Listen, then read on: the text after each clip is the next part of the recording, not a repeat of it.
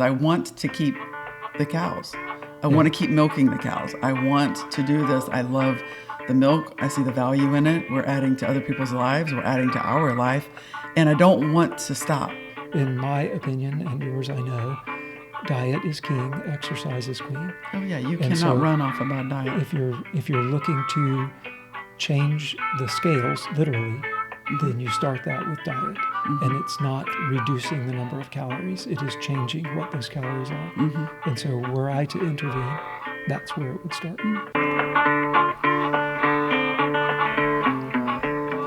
Hey y'all, put on your boots, grab your headphones, and let's get a little muddy. As we build a community rooted in the love of dirt roads, whether dust or mud.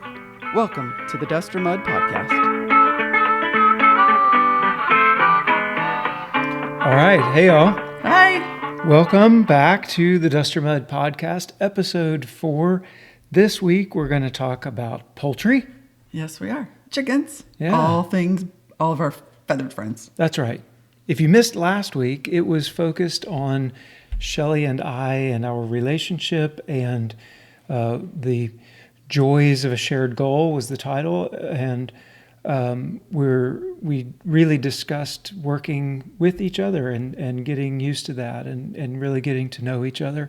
One of the things that we messed up on last week's episode was we wanted to go over more of our why and our goals and such with you. And in our lack of preparation, we forgot to grab the sheet of paper. So if you noticed it, it sounded like... And we had goals. We had goals. we wrote them down at some point.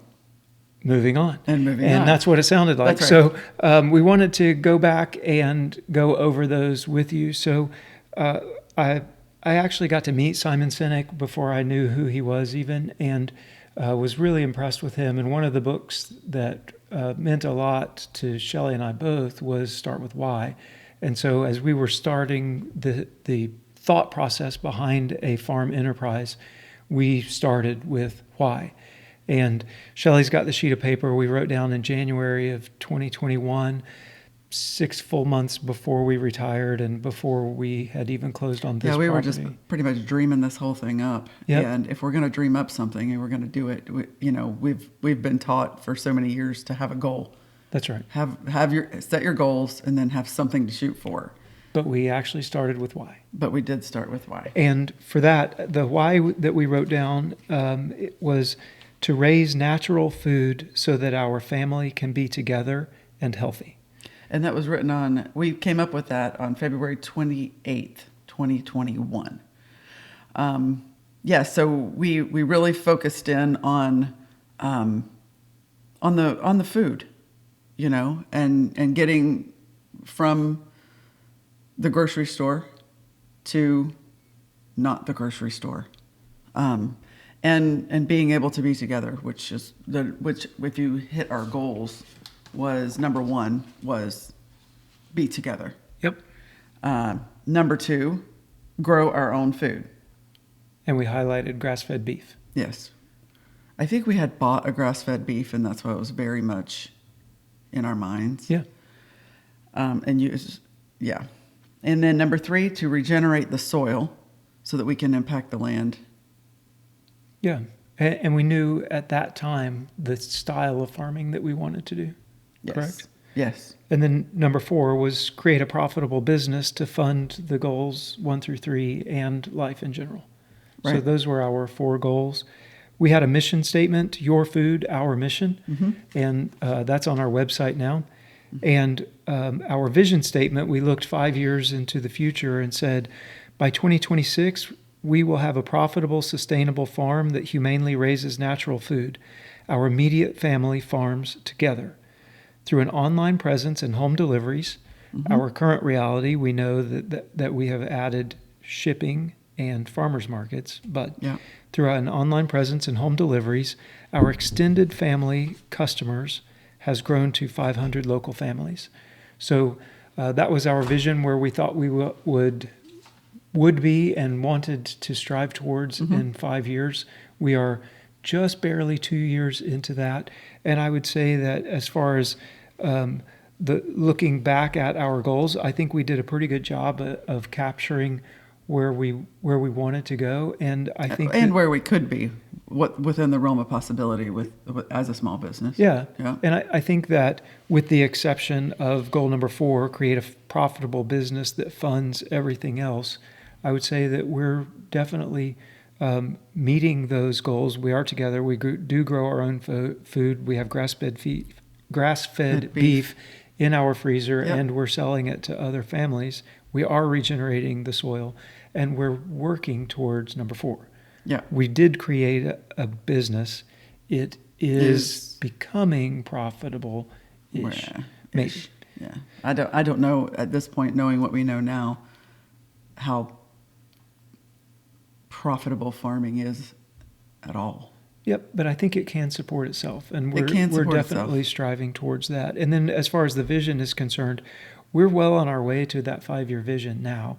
Yeah. The thing that we don't know is we were looking for 500 local families that we consider part of our family that would form a customer base. I don't know that we've made it to 500. No. It would be hard to quantify, knowing what we know now about how we do business with farmers market, especially where folks just walk past. Customers come, customers go, but there are quite a number that are loyal. They show up every single Saturday to come get the things that they want. I would say if we had to estimate the number of families that have purchased products from us, we're between 1 and 200, probably closer to the 200 families is where I would guess. So we are on our way to meeting our vision as well. So that was what you missed last week because we didn't do it last week. But there we go. Yeah. All right. Moving on. Introduction to the topic of the day. Which all things poultry. All things poultry. But so our poultry, we have our layers and we have our meat birds. And with the layers, we have chickens and ducks, and we have geese that act as guardians. So when we say poultry, it's sort of all-encompassing. We do have free-range guineas also that just sort of roam the farm and eat ticks. So I think we have some free-range chickens too that are wild. They're getting more tame. Yeah, they kind of seem to be staying around the chickens more. But anyway, when we talk about poultry, we got a lot of poultry. It's the guineas. Then they're off. They do their own things. Yep. It's layer chickens and ducks. It's guardian geese, and it's meat chickens. It is meat chickens, except we don't call them meat chickens. No, we call them beef chickens. That's right.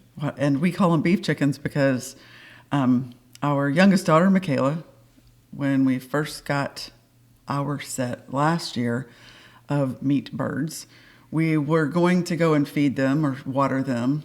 Yeah, I think it was feed them. Feed them, yeah. And we have beef cows and we have dairy cows, and we call them beef cows. And we were going to feed these meat chickens, and she accidentally misspoke and called them beef chickens, the meat birds. And it was the cutest thing, and it was so fitting, really. It was really, really fitting, and it stuck. Yeah, and so we've called them beef chickens ever since. Yeah. And we've even got a couple of YouTube videos out about the beef chickens. Yeah. And we've gotten some comments on some different social media sites like, "What do you mean beef chickens?" Yeah. Like, what is a beef chicken? Yeah, as if we're trying to pull the wool and say that we're growing beef with feathers or something. No, it was so cute that it stuck. Yeah. So we have beef chickens. We do have and that beef is our poultry. That is our poultry enterprise. Yeah. For the most part. All right, so that's the intro. But let's give a quick farm update. Okay, big things that happened this week. Well, just now we had 4 ewes sold. We sold 4 ewes and we transported them over to a new farm. Yeah, to a new family. A new family. Been in the Ozarks for about 6 months. Yeah. And they're starting up a homestead. They homeschool their children. Yeah. Very, very cool family. And they're wanting to get started with sheep. And they're looking to regenerate their pastures. They've got a dairy cow. They've got some chickens. And they're really looking to get this whole thing going. Yeah. And so 4 lambs from our flock went to their homestead. And now they have their own flock. Yeah. That was really cool. Yeah, it was neat. We talked about it, with the exception of some livestock guardian dogs. That's the first animals to leave the farm that weren't coming back in a freezer bag. Yeah. Yeah.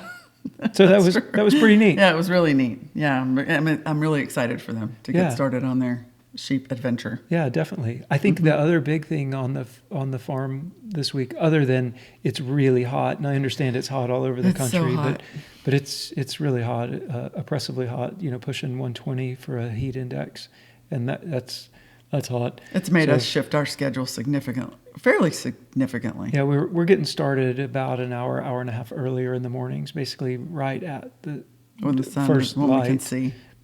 Yeah, we're out doing things. But probably the most significant thing that's happened on the farm in a while is we've moved to once a day milking. Yeah. So our first we milk two A2 jerseys, and the first one had her calf in December last year. And so she lost her calf as well. She had it a bit early on the coldest day of the year, and it was stillborn. And so we have been milking twice a day since then. December. Yeah. And we love the dairy cows. We love the milk. We love the whole process. But we never planned on milking twice a day. That's right. Ever. Our initial plan was that we would do calf sharing. Yep. And then even when the calf was weaned, we would just transition to once a day. Her to only being milked once a day. Yeah. Still not transition, but we would still just milk once a day. Right. But when she lost her calf, we started immediately milking her so that we could go ahead and bring her in and twice a day. And then we just kept on going. Milking twice a day. Yeah. The other one had her calf about a month later, and we did calf share with her for about 4 months. So we only milked her in the mornings. And that worked. Milked the other twice a day. Yeah. But the moral of the story is we've been milking twice a day for at least 8 months. Yeah.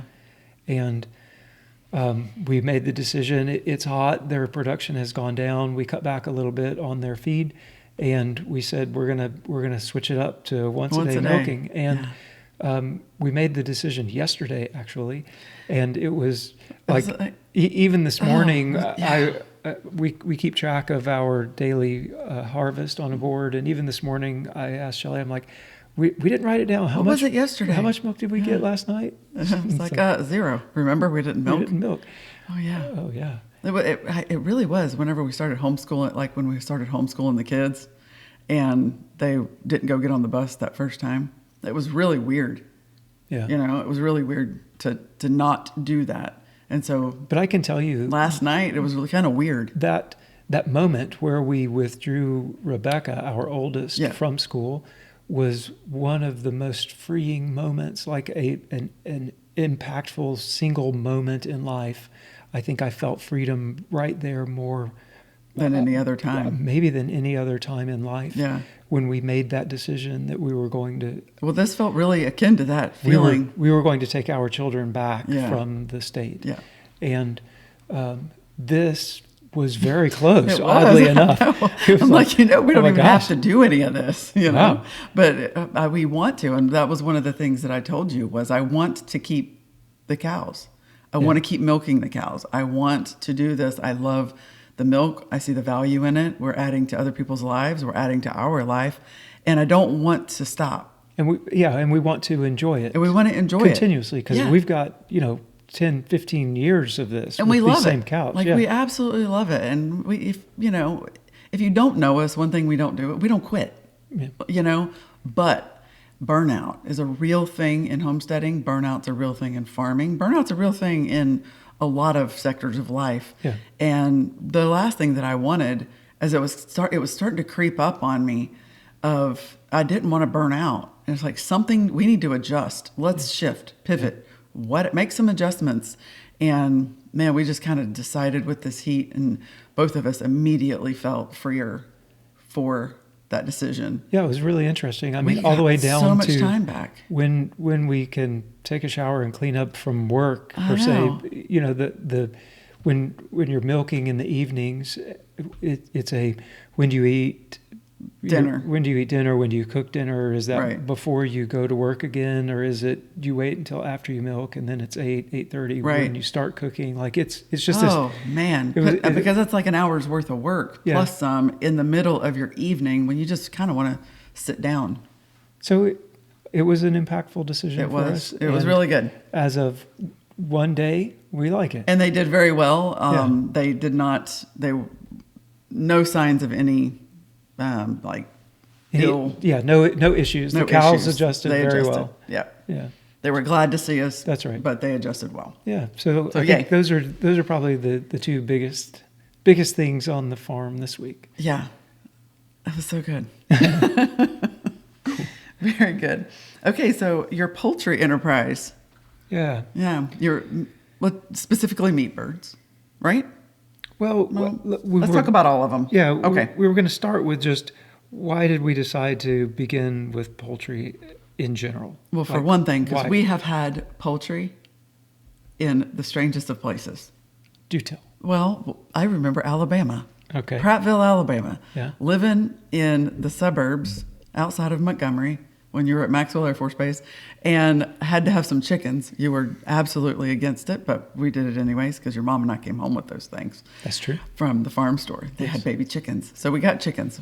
I was appalled. I know, you were that appalled. We were living in the suburbs. I know. With a swimming pool in the With a backyard. swimming pool in the backyard. I know, right? And we were getting chickens. Chickens, yes. And now we bought, was it 4? Yes, it was. Okay, so we bought 4 chickens, and now we have to build, $1,000, appropriate coop for these 4 chickens to live in. Yes. And we did though, and we didn't ask anybody. We don't even know if we were allowed to. All of a sudden we started looking up noise ordinances. We were allowed to. Oh, okay. Well, I mean, not at the time. I don't think I cared. I didn't look. I know you didn't look, but that doesn't change the fact that we were allowed to. Okay, fine. We were allowed to have them. Anyways, we had chickens in the suburbs. That's right around the same time we decided to homeschool the girls. It was. And we also had garden in Lowe's buckets in our backyard. And a plastic pool. We had a small itty bitty homestead in the suburbs. In a backyard. In a backyard with a swimming pool. Yes. It was awesome. Yeah, it was. Yeah. And so that was our initial foray into chickens. Yes. It turned out that I actually did like You having the loved them. chickens. You loved them. It was great to. It always feels slightly wasteful to throw away kitchen scraps, and so it was really, really good to be able to do something with things that were just scraps for us. And then when they started laying, that really was cool. The addition of eggs.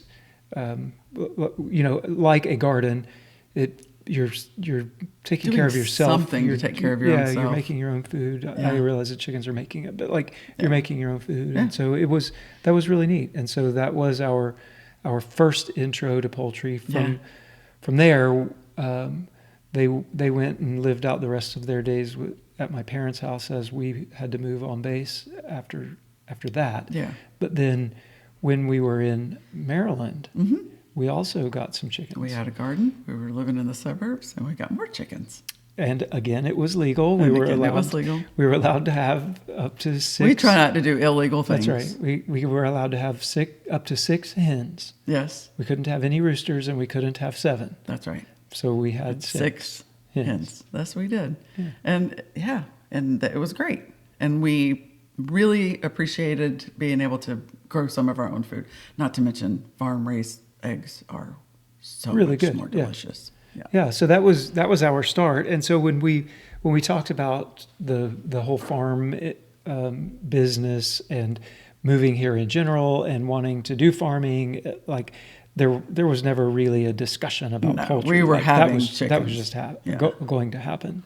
I think the real discussion was to get ducks, because we had tasted duck eggs before and thought, wow, that was really good. Oh, I think I said I'm having ducks after we had a couple of meals with duck eggs. Yeah. It's like I need to eat duck eggs. Yeah. And so ducks and guineas were the first, say, production animals to arrive on the farm. We had the guardian dogs first, and then ducks and guineas showed up right after that. Yeah. And so we really started the farm with with our poultry, birds. and then 2 weeks later is when the first layers showed up. So and highly recommend to anybody who is out there thinking about starting a farm or a homestead of any sort. That's absolutely the place to start. You can keep them in a small space and start making your own food pretty quickly. Yeah. Everybody needs chickens. Yeah, and you can often find, pullets that are not far from laying, Right. or birds that are already laying. Yeah. It's easy to find. It's easy. You can often find hens that are aging out that would work well for just Somebody a family. starting. Where a business might not want a hen that reduces her production down to 60% of what she used to do. That might still be plenty for a family. Mm-hmm. So Yeah. there are lots of ways to find birds and add them to your life. Right. And really start making food. Yeah. Quickly. Yeah. Okay. So the geese, guard geese, hadn't really talked about them. We got those because the crows were eating our duck eggs, and the ducks, if you don't know, they're not quite as good as chickens at making a nest and laying the eggs in the nest. I would say we're about half and half on a daily basis. About half of the duck eggs will be in some sort of a nest. We've seen them in the pool. Yeah, and then the other half are just sort of Yeah. anywhere and everywhere. Yeah. And especially with those that were just sort of laying out in the yards, the crows will fly by and either eat them in the yard or pick them up and carry them all over the farm. Yeah. and stop Steal and eat them. Yeah. steal them. And so when we were reading about different things to do, one of the things was to get guard geese. And so we got some geese, and they help protect the birds. I don't know. They don't do anything for the crows, though. No, they don't. They don't help at all. No. But they do lay eggs. I was going to say. They do. But and they do lay eggs. And we didn't know how good those were. Those are really good as well. They're very comparable to duck eggs, Yeah. except almost twice the size. Yeah, they're large. And really good. And they're really good. Like duck eggs. Yeah, so there's benefit. Yeah.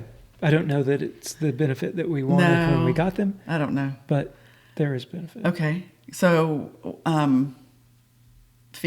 we feed them non-GMO? We do. Beaver Creek? We didn't start there, especially when we were in Alabama and in Maryland. We just we went to Tractor Supply, and I don't know at that point that we even really knew that was a thing or what. No, we didn't. What was in feed. We And just then did Tractor Supply and got some. When we started here, actually, we didn't start with GMO-free food. We started with just from the local feed store, pelletized food. Yeah. And we started doing some research, and we're like, this. People talk about the product being better with this different kind of feed. So the product being the eggs or the chicken itself. Yeah, exactly. Right. So we decided, well, let's give it a shot. Yeah. And so we started buying some bags of GMO-free food from the local feed store that got it from a local mill. Yeah. And initially we thought, I think this does make a difference. Yes, and it did. the eggs were better. Yeah. And the only issue we had was that they didn't really eat the fines. So they put minerals, yeah. The dusty minerals in, because it's not pelletized. In pelletized food, it's all crammed, it's all packed together. But this is not pelletized. You see the corn, you see the oats, you see the grains, you see the real food. And so in order to make it a complete feed, they actually put the fines and the minerals, the calcium, the good stuff for them. It's just powder in there. They would eat the feed, and then we just have powder dust. Yeah, so in the bottom of their feed bin. They weren't eating it. They weren't eating the fines, which meant that they weren't getting all of the calcium and all of the nutrients that they needed. And so... And their health started suffering. Yeah, we were a little bit concerned, and we're like, okay, well, let's go back to the pelletized food. And we went back to the pelletized regular food for about 2 weeks, and the quality of the eggs, it was dropped obvious. Obvious. Yeah, we went from the dark, beautiful orange oaks to just the pale yellow. Yolks. What did I say? Oaks. Yeah. Yolks. The yolks, yeah. Yeah. Yeah, the quality of the eggs, like it was almost immediate. It was within a day. Yeah. We could tell that the quality had dropped. And so we went back to the GMO-free food and started fermenting it. Yeah. And after some research, there were quite a few studies done on dry, soaked, fermented. Yeah. And so we wanted to know which was best. Was it best to just wet it so that they would eat the fines in with everything else? Or was it better to go ahead and let it sit with the water and ferment? And as far as the studies that we had seen go, in order, it is fermented is best, then dry, then soaked. And so we chose fermented. Yeah. As far as production, feed utilization in that order. So we chose to do fermented, and we have done fermented from then on. So it took us about, I think, 4 months to go through that iteration of different types of feed and switch to get to fermented. Yeah. And we've done fermented GMO-free food ever since. Yep. And it's working for us. Yeah, sure is. Yeah. Okay, so beef chickens. We grew our own last year. We did 80 something. So plus or minus. In standard fashion, we had to do an experiment to figure out what kind of chicken we wanted. We decided that we didn't want to do the Cornish cross because we wanted to do something different. So we ordered about, I think it was 15 or 16 different breeds of roosters, from heritage meat to heritage dual purpose to a hybrid meat bird. And we grew them out. And by, I think it was day 4, there was one of the breeds that was stood out, double the size of the others, and then continued to outgrow everything else. And so we processed a couple of them, and we were like, "Whoa, this is definitely the one." Yeah, and we went with Murray McMurray Hatcheries, Murray's Big Red Broilers, I think is what they're called. Yep. And they just by far outproduced all of the rest of the breeds that we tried. And so they're a red bird, and they walk around and they look like a chicken. They act like a chicken. Yeah, and they act like a chicken. Yeah. They don't just lay around all the time. No, they're fairly active. They forage and they eat the grass, and they love the... And we liked that. Yeah. Oh, yeah. Yeah, and so that's the bird that we chose, and we ordered... we thought we wanted to do it as an enterprise on the farm. We knew we wanted to do it just to put meat in our freezer. So we bought 80 birds. No, we bought 100 birds, 101, because we got a little bit better price as we tipped over 100. So we had the cold snap, though, and lost quite a few. Over we got 100, down to about 80 over time. The first week, we lost about 15, I think, and we were down to 85 almost immediately. And then we ended up processing about 11 weeks old. We processed 82, I think, was what we took to processing. Yeah. And average weight was somewhere around 5 pounds in that 11 weeks. Mm-hmm. And wow, are they good. Oh, they're delicious. And that is using a Joel Salatin style chicken tractor, putting them on fresh pasture daily from the time they move out of the brooder at somewhere around 4 weeks. Mm-hmm. They get green grass every day and fermented non-GMO feed twice a day. Yes. And amazing chicken. Not even close to the grocery store. No. Not even close. In flavor, in juiciness, in tenderness, not even close. Yeah. And so we decided after doing that, we can do this. The product is good. Let's grow some for other people to sell. So we can sell them. Yeah. And add them into, we've got the beef cows. We've got some sheep. And we'll talk about all of the enterprises. But we decided let's add the poultry for sure, because we were a little on the fence at one point if we were going to do meat birds. Yeah. And we decided, yes, we can do this. How many are we going to do? And we had to figure all that out. Yeah. And in order to process our own birds, also we had bought an automatic scalder and an automatic plucker. And we knew we wanted to do that because we did pluck those other ones ourselves. Yeah, we scalded them and we hand plucked them and processed them. About 25 birds. About 25. Oh my! And we decided that since we knew that we wanted to put chicken in our freezer, we were going to go ahead and get the automatic equipment, because it really is a difficult thing to do. And we said, if we're going to scale this up, which we wanted to do. If we're going to scale this up, we have to be faster. We need to add some automation to it. Yeah. So we added the scalder and plucker, and that is amazing. Oh yeah, absolutely. The plucker, you drop 2 birds in a little less than 30 seconds. There's no feathers left. So that certainly adds to it. Some highs and lows of raising the chickens. For me, at least, I think the high point, although they taste good, like there's the feeling of satisfaction in putting your own meat into your own freezer, like that is good. But for me, the high was this year when we processed the first batch. We had over half of them sold before we even processed them, and the rest we sold within 2 weeks of processing. Yeah. And that the feeling of satisfaction as a farmer, I guess, of starting them at 1 day old and taking them all the way through wrapped, shrink wrapped and in the freezer, all on this farm, and then being able to provide that to someone else with the absolute confidence that this is the best product that you could get. Yeah. And then to get that feedback from folks that had purchased them saying, that was amazing chicken. Yeah. Well, somebody would be standing there at the farmer's market thinking about it. And then another customer come up and be like, oh, it's good, y'all. It's really good. And so that I think is probably the high point for me in the poultry enterprise. Yeah. Do you have anything different? No, it's the satisfaction. Okay. It's absolutely the satisfaction. And knowing the product is amazing. Yeah. And that you're putting, no, we don't give vaccines. No, we don't give them antibiotics. No, and nobody really does that on the poultry side as much anymore. But we know exactly what went into it. We know it was GMO-free. We know it was just the best food that we could get. And it's making the best food for our customers. Yeah.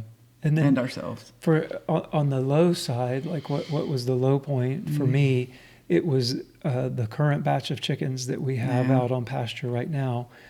It was a late ad. We had planned a break in the middle of the summer. We were going to do 4 batches with a break in the middle of the summer because it's so hot. Yeah, and because we needed a break. We said we wanted a break. Yeah. We decided we weren't going to take a vacation in the middle of the summer. We might as well go ahead and order some birds. I did. We knew it was hot. When it was time to move them out onto pasture, we decided to move them out of the pasture to move the chicken tractor out of the pasture we'd been running them up and down, and to put it in one further away from the house and further away. So that would be a little cooler down there, and further away from everything else. And in the afternoon shade, we put it on the east side of a line of trees, so that as the sun went over, then they would be in the shade all afternoon. And the second night, poor decision. Yeah, the second night they were down there, a raccoon or possum got into the chicken tractor and killed Took about half of the birds. Yeah.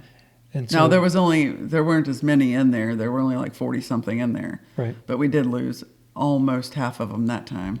Yeah, maybe a little over half. Yeah. Okay. So anyway, that was I think the low point for me as far as the poultry goes is a decision that we made put them into a position that we lost a lot of the birds. Yep. But we moved them up here, and the remaining ones we moved them up here, and they are doing really well. We like the circumstances that they're in. But yeah, it hadn't been a great batch. Yeah. At all. So I'd say that's okay. That's my low point with the poultry. We have more in the brooder. Do you have a different one, or is that the low point? No, I think we share the same highs and lows. Yeah. Yeah. I think it's the same. Yeah. The next batch is in the brooder now. We've got 80 something in the brooder, 83, I think, in the brooder right now, 82. Yeah. And they'll be moving out onto pasture. And this group is doing probably better than any of the other ones so far. They're doing really well. We will move the tractor from from the death trap where it's at now. Yeah, and put it in a different spot. That was a bad decision. Yeah, very. Okay, so what was the next thing that you were thinking about? Well, I wanted really wanted to talk about from the poultry from a business perspective. Okay. And that leads into the business of our farm specifically on a little bit bigger picture. The poultry are a key part of the layered enterprises that we have that make up the farm business as it currently stands today. So as you heard in our goals, we were really focused initially on grass-fed beef. On grass-fed beef, yeah. In our ignorance about, not saying we're stupid, but we just didn't know about the farm business side of things. And it started with a desire for, I want to put beef in the freezer. That's right. And then how can we turn that into a business?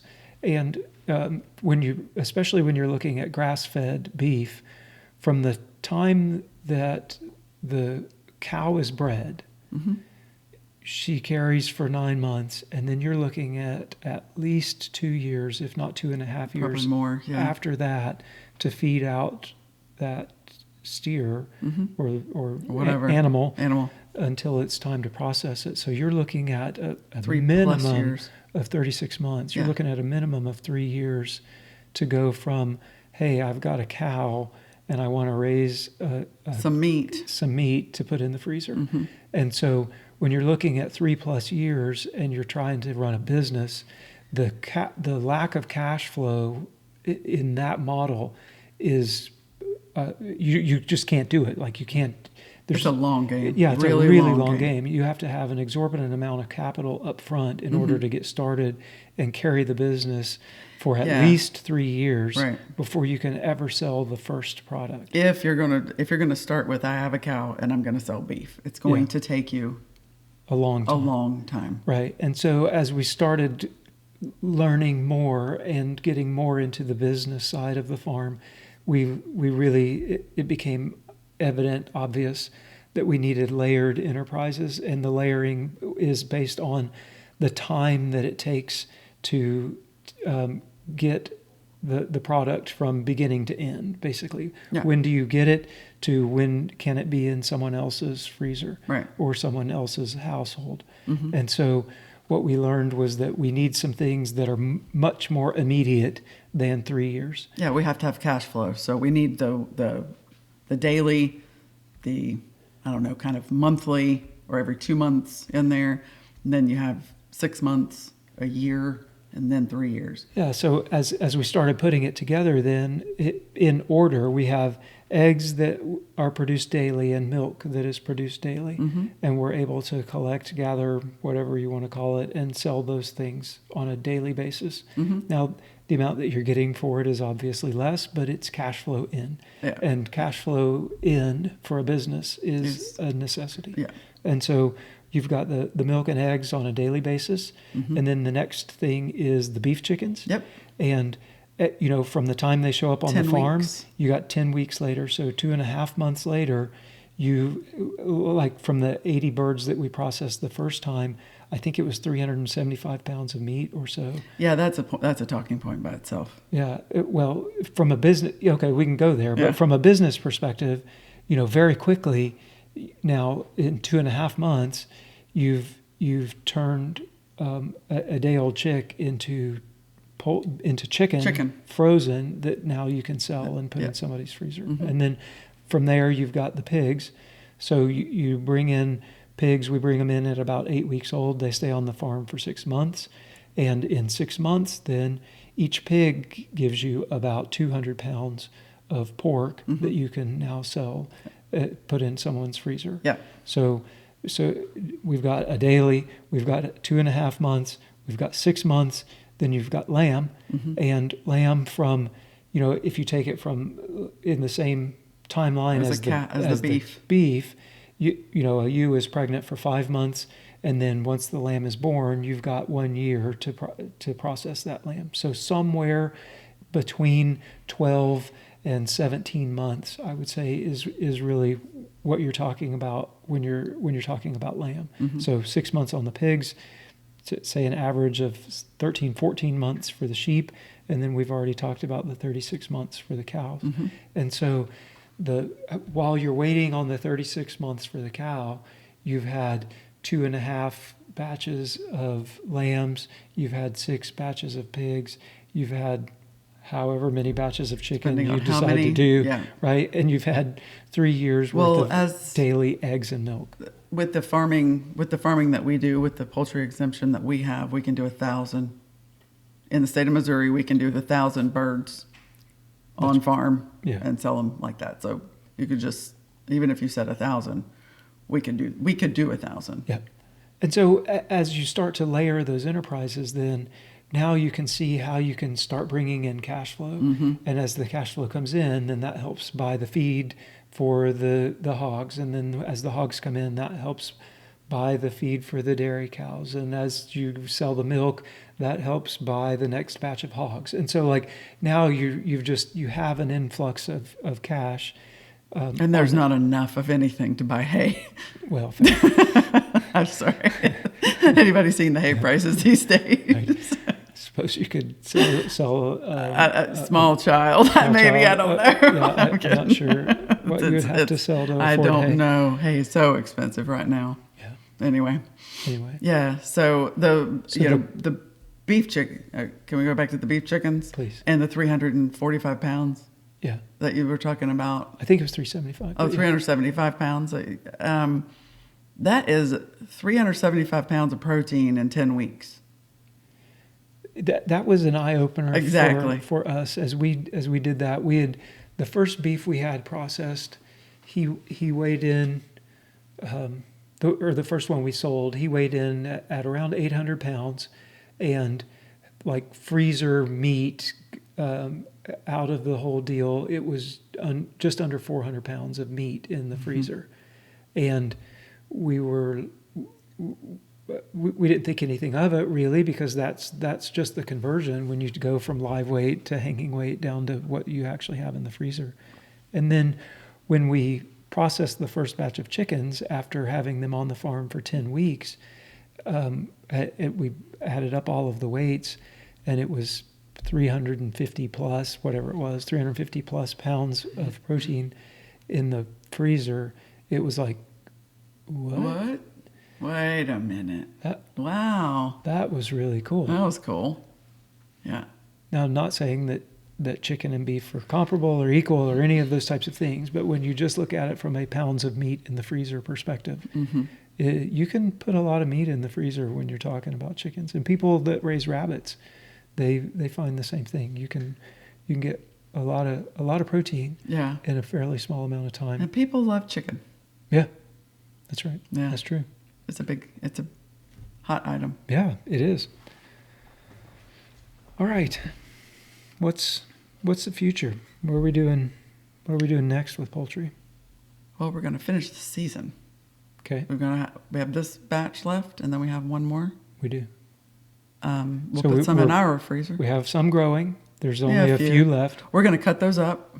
Turns out we can cut it up into pieces and sell by the cut on chicken with our poultry exemption. So we'll start doing, packages of breasts and thighs or thigh quarters, whichever one, however we want to do it. And we'll start selling them that way. And that way we can add value to the chicken. And some people don't like whole chicken. They don't. We've actually had people really I don't know what to do with a whole chicken, which is... And that's fair. And so absolutely in order understand to accommodate that, we're going to start cutting some of them up. And we'll sell some as cuts and some as whole. Yeah. So that'll be fun and interesting. A bit of a change as far as the poultry goes. And then, so we have one more batch of chicks showing up. And then that'll be it for this year for the beef chickens. We'll continue to have eggs. But as far as the beef chickens go, that's it. That season. And then next year, we've talked about it, and we've decided that we're definitely doing beef chickens again. Oh yeah, for sure. We might even do more. Yeah. We don't know. Yeah. So we'll plan in the winter when it's cold what we're really going to do. Yeah. This year we had just under 400 is what we ordered. I think we ended up processing probably somewhere around 350. So we could almost triple the amount of poultry that we do and still let's be start by within the double. exemption. Okay. Maybe. That's fair. And we talked Let's go about up slowly. potentially adding turkeys. Yeah, we did. And then we're really considering it. Because first we want to grow a Turkey for ourselves. Yeah. Yeah. And then, a lot of people really enjoy around the holiday times having fresh farm raised turkey. Yeah. And we don't have to do a huge amount. We just, I don't know, a few. Yeah, a couple dozen. For our customers and friends and family. Yeah, sure. So that's something that we're considering. Yeah. Turkeys are hard to keep alive when they're little. Mm-hmm. They're fairly hardy as they get bigger, but they're hard to keep alive when they're little. I know a lot of people can. I know a lot of people can't. Yeah. And so we'll give it a try. We're considering it for sure. Yeah, that'll be fun. Yeah. Cool. Does that wrap up poultry? I think so. Yeah. Yeah. Okay. Ready for your current event? Yeah. All right. What you got? Here we go. Okay. Current event. So I read an article, and I'm going to throw out just some highlights from the article. Okay. And then you can react, and we'll take the conversation in whatever direction you take it. Cool. And then I'll try to respond or react. Okay. Good. Okay. The title of the article is "Obesity Among U.S. Soldiers Swelled to Almost 25% During the Pandemic." This is by Philip Wellman from Stars and Stripes, August 16th. American soldiers piled on the pounds during the pandemic, with about 3/4 of roughly 192,000 active duty subjects analyzed deemed either overweight or obese, and almost 25% of those made it to the obese range. They did all of that based on BMI or body mass index, and their assertion was that the increase in overweight and obesity is likely to continue unless there is intervention. Nearly 74% of the soldiers examined were either overweight or obese. And they also highlighted towards the end that they can't establish, the data cannot be used to establish what caused the weight gain. So they don't know what caused it? They don't know what caused it. Tater chips? That could be. We just don't Donuts? know. Maybe. McNuggets?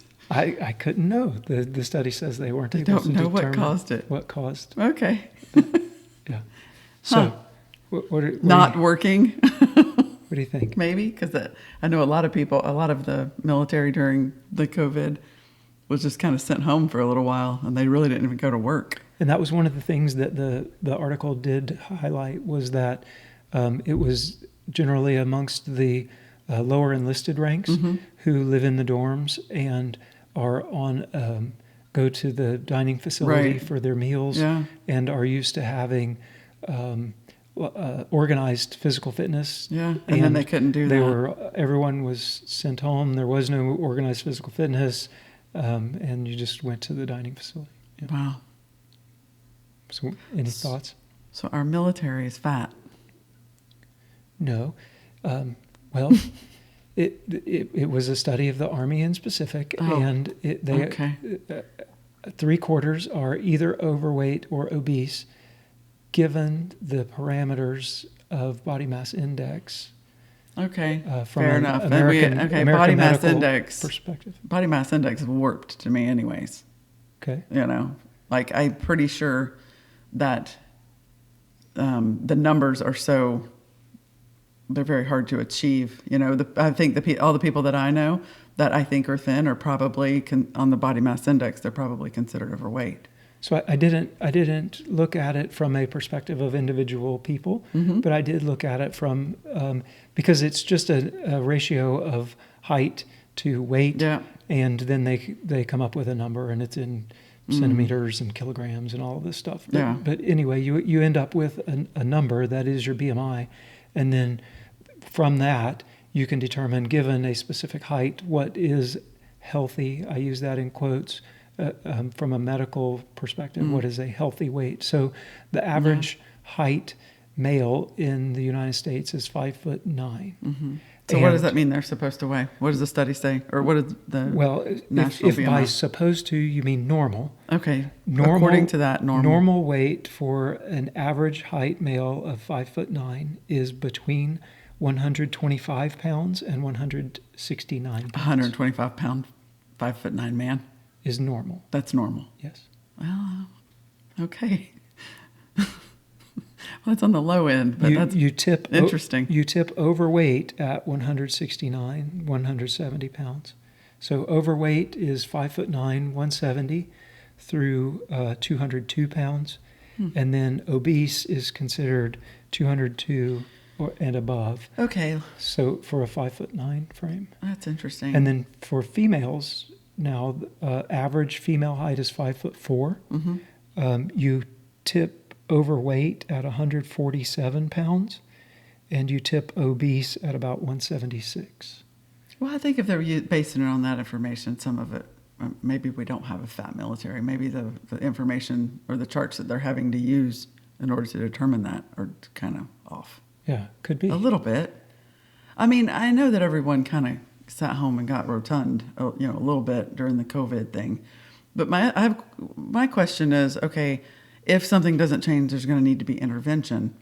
We already have physical standards in the military.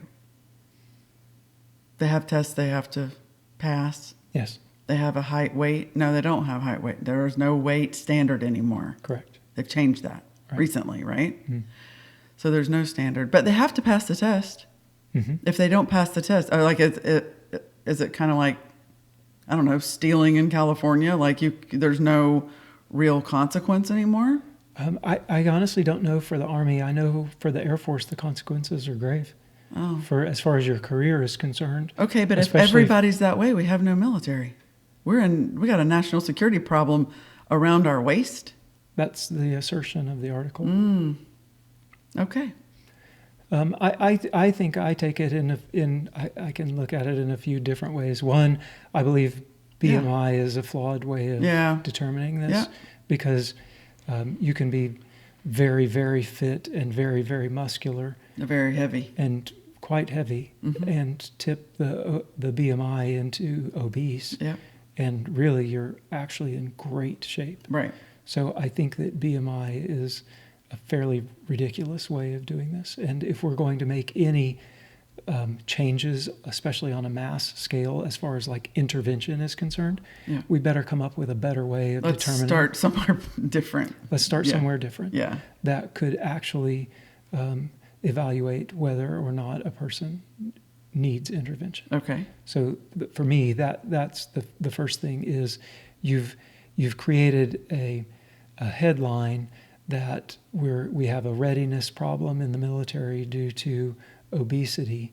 Okay. And the numbers you're using, if you take a military population and you say the military should be in the best shape with the lowest fat, with the most muscle, which is going to weigh the most, if that should be your military population, it's possible, although I don't think it's probable, it's possible that everyone's in great shape.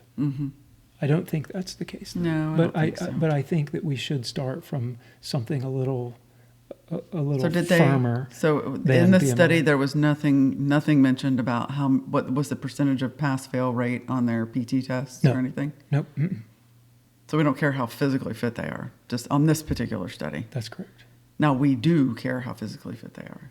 Well, the assertion of the study was that they are unfit for duty. Oh, because according to the BMI charts, they are overweight. Okay, so you're just going to... Okay. So what's the intervention? We don't know. What would you think would be an intervention? What would you do? I don't know. I mean, we have an all-volunteer force who have said, I'll do it. Yes. Okay. And now we know we have recruiting problems. That's a whole nother talking point. But if you have an all-volunteer force and they all voluntarily decided to eat Twinkies and get a little round, and now they can't pass their PT test, and we do have a problem and we need an intervention, but we don't have anybody else stepping up to the plate, what happens? Yeah. So I think there's a couple of things in that. If they can't pass their physical fitness test, that is something different to me than they tip a scale wrong as far as an index table is concerned. So if you can't pass your physical fitness test, then the intervention is we're going to do group physical fitness until you can. Mm-hmm. And that becomes your job because it is important. Mm. And so at that point, I think the intervention looks something like that. Okay. If they're talking intervention for making the body mass index tables, making the folks show up differently on those tables, mm-hmm. I'm not sure what the intervention is. I think this goes into a much bigger conversation for me on the standard American diet. Mm-hmm. And following the standard American diet, in my opinion, leads you to overweight and obesity. Mm-hmm. And so as long as the military is going to feed their soldiers, airmen, Marines, Coast Guards, Guardians, like everyone, right, sailors, like if we're feeding our service members the standard American diet, mm-hmm. I believe that the past 60, 70 years has shown us mm-hmm. that that's going to lead to overweight and obesity. And so I would point right back at the service to say, change the food that you're serving your members. Agree. Most of these people are eating in the dining facility. Mm-hmm. The dining facility is feeding them the standard American diet, which is a high carbohydrate, low fat diet. Yeah. And it is leading to the... Well, you've eaten in those dining halls. You know what the offerings are. I do. Mm-hmm. A high carbohydrate, low fat diet mm-hmm. that is leading to overweight and obesity. So if I were in charge and there were going to be an intervention, it would start at the dining facilities.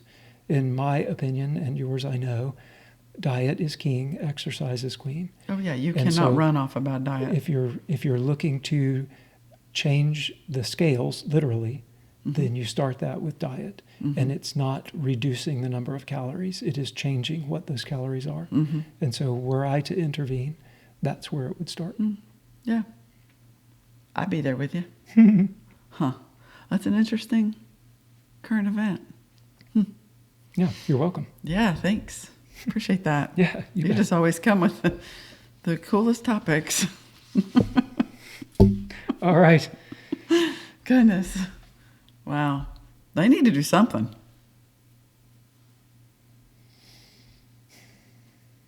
I don't know that. Yeah, they need to do something. Because, yeah, we got problems. There we are. Here we are. With my standard, we got problems, y'all. That's bad. Yeah. Wow. Yeah, okay, cool. It's not good. No, it's not. But on this But one, it can be, but it actually can be changed. Yeah. That's the hopeful thing, was what you were just talking about. It could be changed. Yeah. It's really on this simple. one, I point more fingers back. If you First of all, your study's skewed or jacked up. Point your finger at somebody, three more are pointing back at you. Yeah. I point some fingers, at least half of them, back at the services that are feeding crap. Mm-hmm. Agree. Cool. Yeah. All right. So wrap it up. Yeah, let's wrap that up. Woohoo. Cool. So episode 4, all about poultry. Yes. Yeah. And we're going to continue with it. And we absolutely love putting chicken in people's freezers. Yeah, we do. Yeah. We enjoy it for ourselves. Yes. And make some of the best chicken I've ever eaten. Make the best product we can because that's what we want. Mm-hmm. And are really excited to be able to share that with other folks. Yeah. Okay, what are we going to talk about in episode 5? Ooh, episode 5, Life in the Ozarks. Oh, that's going to be so fun. So if you haven't noticed, we're sort of doing a hard power, soft power, basically, transition between the episodes. So a little bit of farming business and then a little bit of touchy-feely and then a little bit of farming and business. And so Life in the Ozarks next week. Life in the Ozarks next week. Oh, I can tell you one thing. What's that? Everybody waves. Yep. Everybody waves here. Well, not everybody, but on the country roads and the back sort of windy roads. Oh, everybody waves. Yeah. Hi. Yeah. It's great. Very friendly. It is different. It is very different. Yeah. Cool. I'm excited to talk about that. Yeah, me too. Yeah. Definitely. Good. Well, thank you for listening, and thank you for joining or watching us on YouTube. If you have enjoyed this, please make sure you hit subscribe, follow, like. That helps the algorithm to know to show this podcast to other people and give them the option to watch it too. And we always love the comments. Oh, yeah. Keep bringing the comments. So Thank you so much for taking the time to do that. The computer likes that too. Not only us, but it does too. Hey, I'm all about that, you know. We do. We love it. It really does help us. It lets us know what resonated with you and different things that we can talk about in the future. Yep, that's right. Okay, until next week. All right. Bye, y'all. Bye, y'all.